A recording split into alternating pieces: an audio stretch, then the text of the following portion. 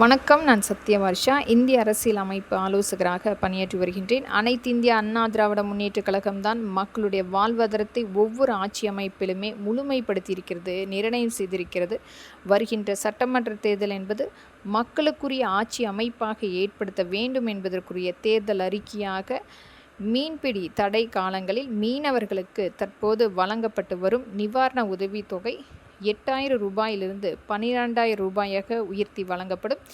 ஒவ்வொரு ஆண்டும் தை பொங்கல் அன்று வழங்கப்பட்டு வரும் பொங்கல் தொகுப்புடன் 1,000 ரூபாய் ரொக்கமாக வழங்கப்படும்.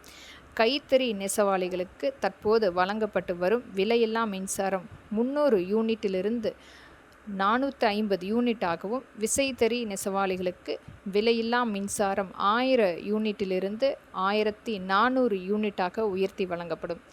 நகரப்பகுதியில் நடைபாதை ஓரமாக கடை வைத்திருக்கும் சிறு வியாபாரிகள் கூட்டுறவு வங்கியில் வாங்கிய கடன் தள்ளுபடி செய்யப்படும். ஆட்டோ ஓட்டுநர்கள் சங்கத்தில் பதிவு செய்து சொந்த ஆட்டோ இல்லாதவர்கள் புதிய ஆட்டோ வாங்குவதற்கு 75,000 ரூபாய் மானியம் வழங்கப்படும். ஆண்டுதோறும் தீபாவளி பண்டிகைக்கு குடும்ப அட்டை வைத்துள்ள அனைத்து பெண்களுக்குமே தரமான விலையில்லா சேலையும், ஆண்களுக்கு தரமான வேஷ்டியும் வழங்கப்படும்.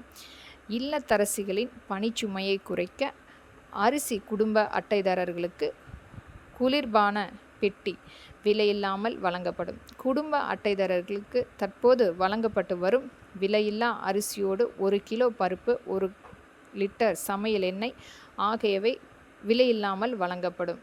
நன்றி மக்களே.